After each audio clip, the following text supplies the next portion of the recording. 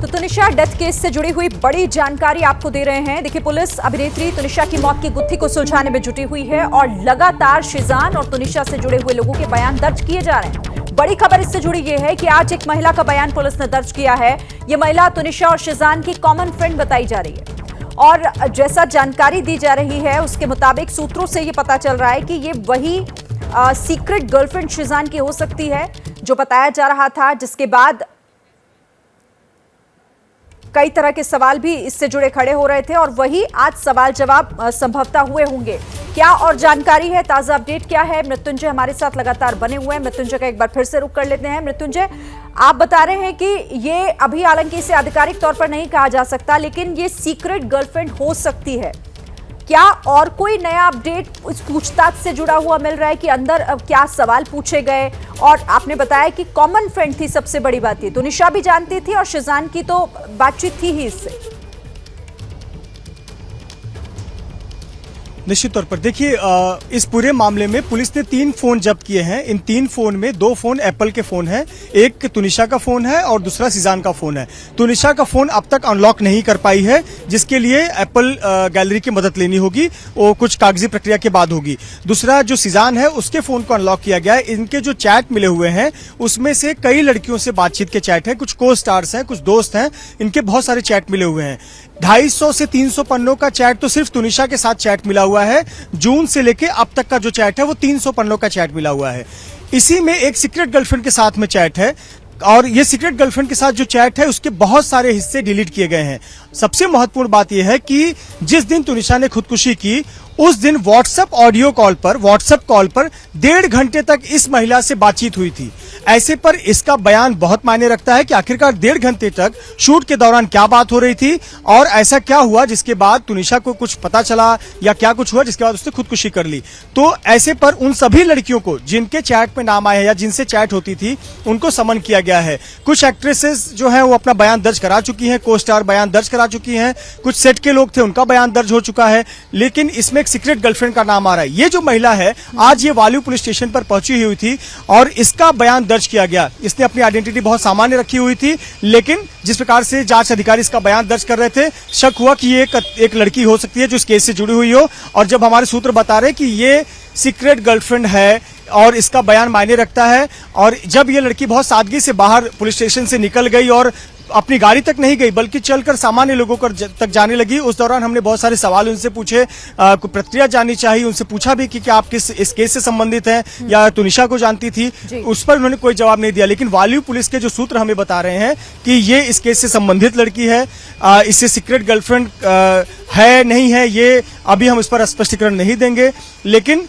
ये ऐसी लड़की है जिसको तुनिशा भी जानती थी और शिजान भी जानता था। इसीलिए इसका बयान बहुत मायने रखता है। और आपको बता दें कि एक तरफ ये बयान हो चुका है, दूसरी तरफ परिवार के 4 सदस्यों का, मुख्य रूप से 3 मौसी, मामा और माँ, इनका बयान और ड्राइवर का, इन 4 लोग का बयान वसई इलाके में ही एक अननोन लोकेशन पर चल रहा है। जी, आप रहिए मेरे साथ। और देखिए, क्योंकि इस पर लगातार हम हर बड़ा अपडेट अपने दर्शकों तक पहुंचा रहे हैं, तो एक और बड़ी खबर तुनिशा की मौत के मामले से ही जुड़ी हुई ये है कि तुनिशा की मां से सवाल जवाब जारी हैं। तुनिशा के मामा और मौसी से भी पूछताछ होनी है इस पूरे मामले में, तो परिवार के अन्य सदस्यों से भी पूछताछ कर रही है पुलिस। और सीधे इस पर अपडेट के लिए रुक कर लेते हैं, सूरज ओझा हमारे साथ जुड़ गए। सूरज, क्या अपडेट? और शिरीन, देखिए, जैसे ही आज तीनों का स्टेटमेंट रिकॉर्ड करना था तो पुलिस ने एक सीक्रेट लोकेशन चुनी थी जिसके बारे में किसी को जानकारी नहीं थी। देखिए, मैं आपको दिखा दूं, ये वही सीक्रेट लोकेशन है।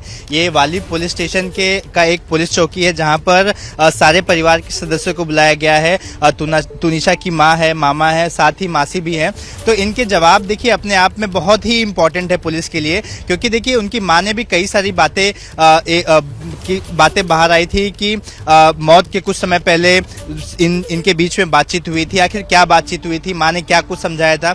तो जो इनिशियल स्टेटमेंट है, जिस तरह की बात अक्सर मृत्युंजय बताते हैं अपने लाइव में कि माँ ने अपने इनिशियल स्टेटमेंट में जो बातें कही थी उसके आधार पर एफआईआर रजिस्टर्ड हुई थी। लेकिन उस एफआईआर के बाद आरोपी गिरफ्तार हो गया, आरोपी से पूछताछ की गई, करीबन 25 लोगों के बयान दर्ज किए गए। उसमें पुलिस को कई सारी बातें मिली हैं। साथ ही जो 2 फोन आरोपी के और 1 फोन विक्टिम का है, इन तीनों फोन से भी कई सारे चैट्स बरामद हुए हैं। तो ये चैट्स जो हैं लगभग 200-250 पन्नों के चैट हैं, जिसे एनालाइज किया है पुलिस ने। अब इन तमाम चीजों से कई सारी अलग अलग कहानियां, कई और जानकारी पुलिस के हाथ लगी है, जिसको वेरीफाई करने के लिए इन्हें बयान लेना काफी जरूरी है। देखिए, पुलिस ने भी कल बताया था कि मां का बयान काफी अहम है, क्योंकि कई सारी बातें निकलकर सामने आई हैं। कुछ थियरी ऐसी भी है कि कभी मां रेडी नहीं थी शादी के लिए, अब ये बातें सामने आ रही कि मां तैयार थी क्योंकि उनकी इकलौती बेटी है। ये भी बातें सामने आ रही है कि जो आरोपी है शीजान, वो ड्रग्स लेता है। ये भी बातें सामने आई कि आरोपी की कई सारी गर्लफ्रेंड्स है, कई लड़कियों के साथ अफेयर है। तो तमाम बातों को वेरीफाई करना काफी जरूरी है। तुनिशा अपनी मां की बेहद करीब थी, हर अपनी बात अपनी मां से बताती थी। दूसरी अगर कोई करीब सबसे था तो वो उनकी मासी थी, और फिर तीसरे नंबर पे देखा जाए तो उनके मामा पवन शर्मा थे। तो तीनों के पास कई सारी बातें हैं जो तुनिशा ने कभी ना कभी किसी स्टेट में, मतलब जब भी वो दुख ही रही होंगी, जब भी उनका कभी शीजान के साथ झगड़ा हुआ होगा, कोई हैप्पी मोमेंट होगा, तमाम बातों में से कई बातें उन्होंने तीनों के साथ साझा की हैं। मैं एक और बार दिखाना चाहूंगा, अनूप रस्तोगी कैमरा पर्सन है, वो दिखाएंगे कि देखिए ये जो आपको दरवाजा दिखाई दे रहा है, इस दरवाजे के पीछे ऑफिस है, और अंदर जो इन्वेस्टिगेटिंग ऑफिसर है वो, साथ ही पुलिस स्टेशन के जो सीनियर अधिकारी हैं वो, और 2-4 और अधिकारी। तो इन अधिकारियों का एक पूरा पैनल है जो कि 3 लोगों से पूछताछ कर रहा है। तीनों से पूछताछ अलग अलग समय में किया जाएगा। साथ ही अगर तीनों के बयान में कुछ अहम जानकारी मिलती है तो उसे भी एक दूसरे से वेरीफाई कराया जाएगा। बाद में आरोपी से भी इस बारे में पूछताछ की जाएगी। आपको बता दें कि आरोपी की कस्टडी कल तक वाली पुलिस के पास है।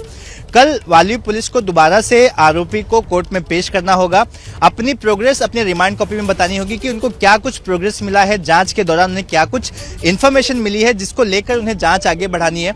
उन्हें एक सफिशिएंट ग्राउंड देना होगा कोर्ट को कि हमें अब क्यों शीजान की कस्टडी बढ़ाकर चाहिए। देखिए, 2 बार तो कस्टडी मिल गई, अलग अलग उन्होंने डेवलपमेंट्स कोर्ट के सामने रखे थे, तो कल भी उन्हें कोर्ट के सामने डेवलपमेंट रखना पड़ेगा, और जिसके लिए उन्हें इनके बयान की जरूरत पड़ेगी, इनके बयान से मिली जानकारी की जरूरत पड़ेगी।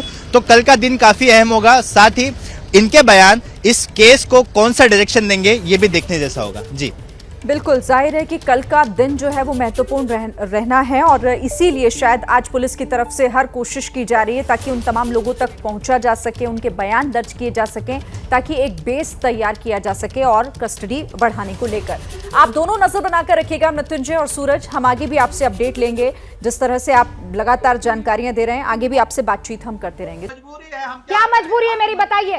मैं अभी आपको बताती हूँ कि मैंने ओए होए होए होए नमकीन के चटकारे लेते हुए टकटकी मार के डिबेट शो को पॉज रिपीट कर कर के देख रहे हैं जोगिंदर जी। इनकी तरह आप भी देखें अपनी फेवरेट डिबेट्स को रिपीट कर, और डाउनलोड कीजिए एबीपी लाइव ऐप अपने स्मार्ट टीवी पर।